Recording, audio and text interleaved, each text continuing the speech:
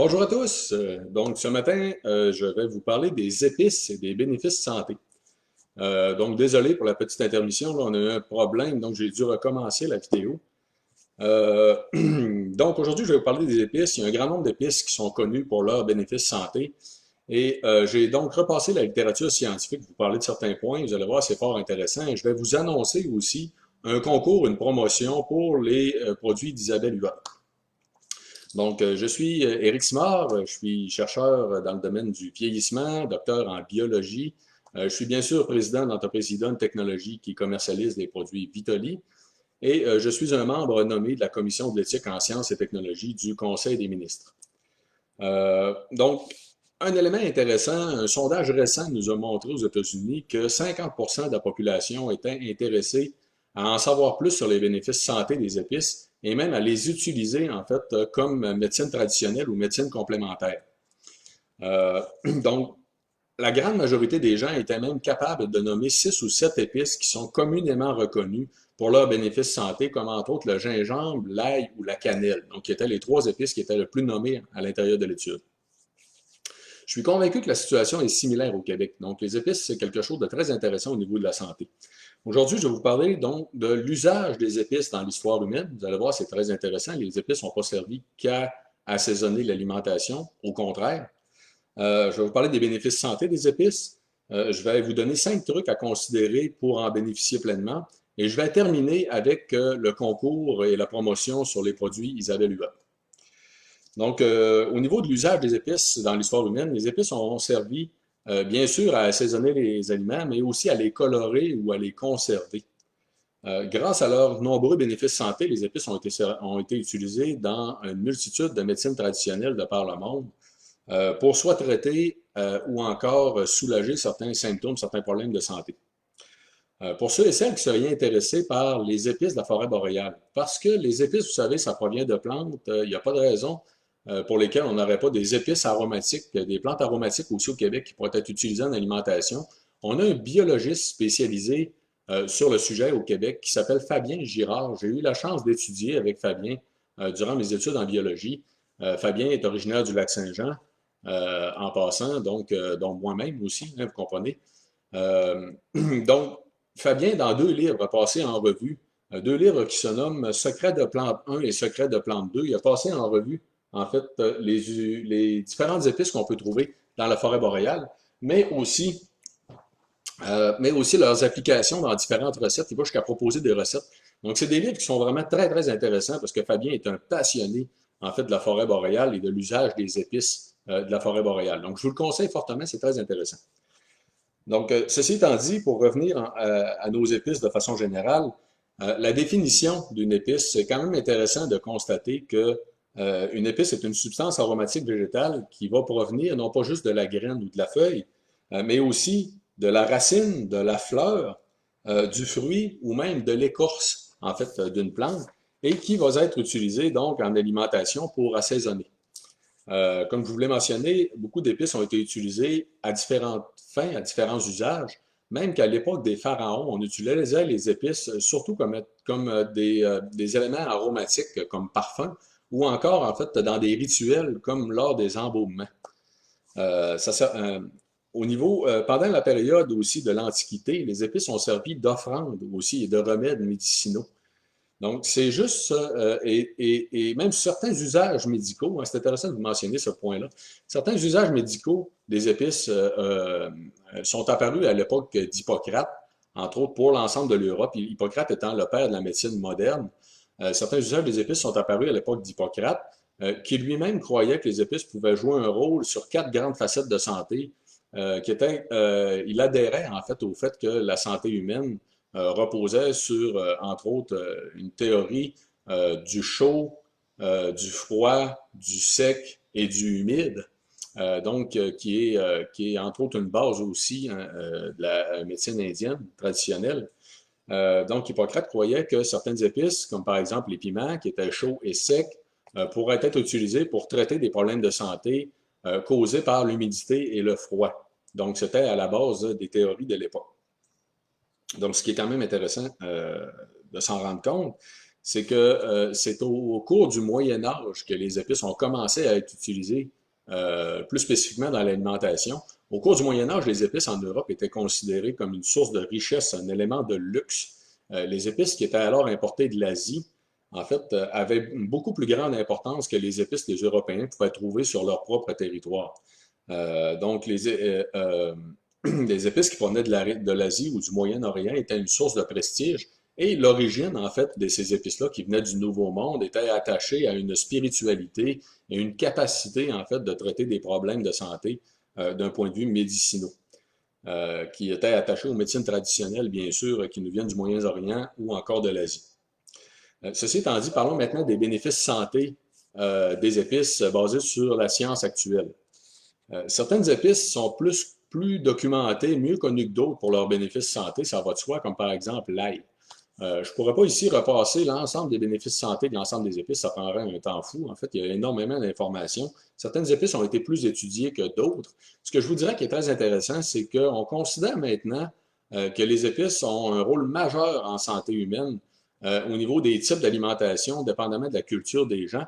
Donc, même pour la diète méditerranéenne, qui est la diète la mieux documentée, celle qui contient le plus de bénéfices santé, en fait, certains chercheurs considèrent que l'apport en épices dans la diète méditerranéenne est significatif aussi sur les bénéfices santé qu'on va aller chercher de l'alimentation.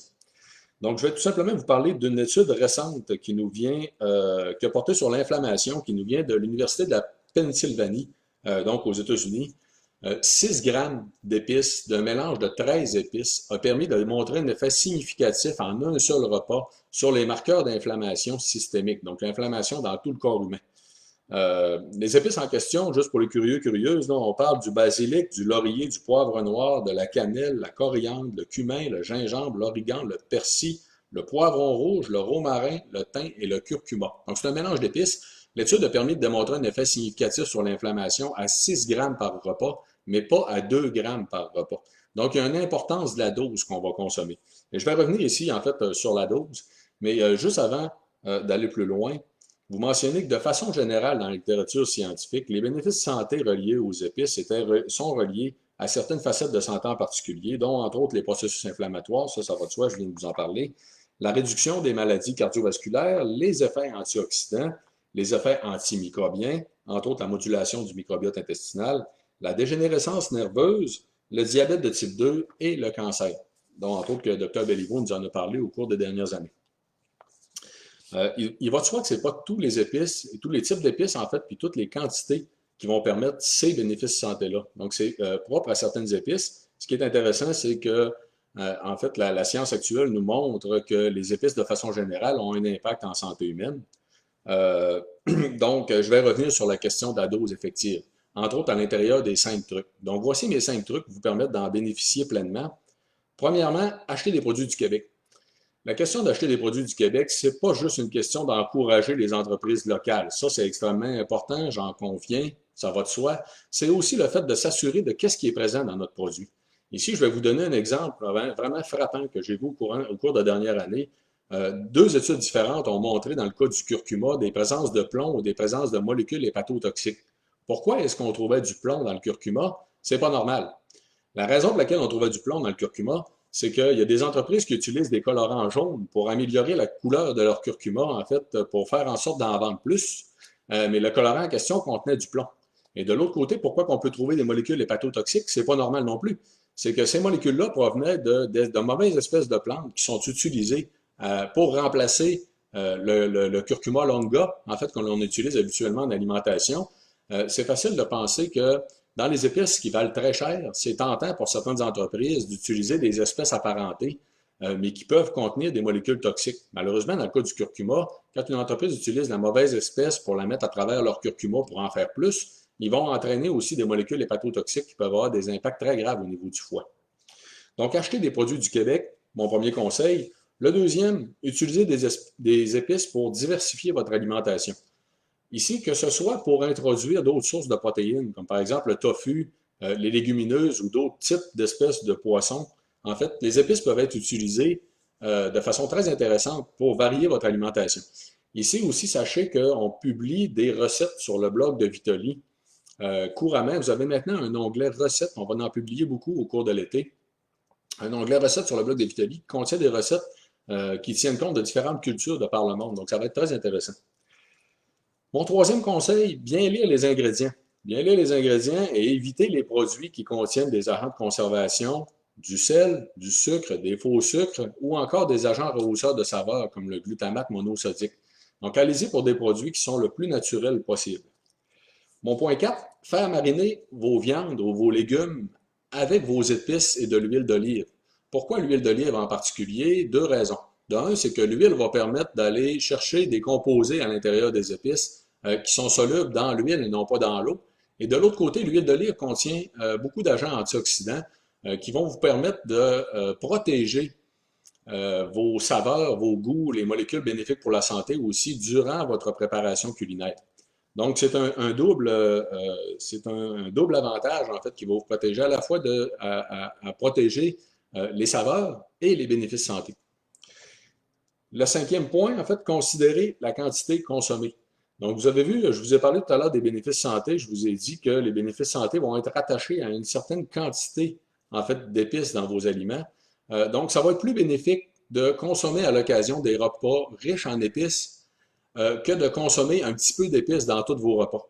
Donc, gardez à l'idée que pour les bénéfices santé, normalement, on devrait se soucier d'atteindre la dose effective qui peut être assez élevée. Comme je vous ai mentionné tout à l'heure, dans le cas de l'étude américaine, on parlait de 6 grammes d'épices en un seul repas. 6 grammes d'épices, c'est quand même habituellement environ entre une cuillère à thé et une cuillère à soupe. Là. Donc, c'est quand même une assez grosse quantité d'épices pour un seul repas.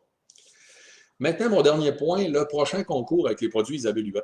Écoutez, je suis très heureux de vous annoncer qu'on va faire tirer deux trios d'épices Isabelle Huot qui sont fabriqués à partir d'ingrédients locaux et d'ingrédients de grande qualité qui ne contiennent que des épices et qui deviendront, je suis convaincu, vite des incontournables dans votre cuisine. Donc, les trios comprennent des 3 épices, légumes du jardin, poissons exquis et viande exquise. Donc, je peux vous le montrer ici à l'écran rapidement. Donc, on va faire tirer 2 trios d'épices Isabelle Huot à partir de mardi. Donc, nous allons annoncer le concours mardi sur la page Facebook de Vitaly. Et vous allez aussi bénéficier d'un code promotionnel pour un rabais de 10 sur les boîtes de 20 repas Isabelle Huot. Le code promotionnel est en fonction dès aujourd'hui. Je vous le donne. Donc, prenez vos crayons. Le code à utiliser sur le site internet d'Isabelle Huot, c'est isabellehuot en un seul mot.com.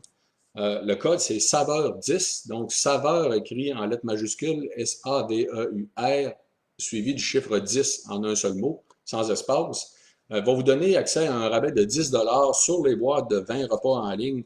Donc, les boîtes VG, la boîte populaire, la boîte protéinée et la boîte sur mesure. Le rabais va être en fonction du 14 juin, donc aujourd'hui, jusqu'au 14 août, donc pour 2 mois. Donc, profitez-en pour essayer les boîtes repas Isabelle Huot. Ceci dit, j'espère que l'information va vous être utile. C'est toujours un plaisir pour moi de vous parler. Je vais prendre le temps de répondre à toutes vos questions, en fait, en dehors des ondes, pour me permettre de répondre aux questions sur les différentes pages. Comme je le fais à l'habitude, c'est toujours un plaisir de vous répondre. Et je réponds bien sûr aussi à tous vos courriels si vous voulez m'écrire.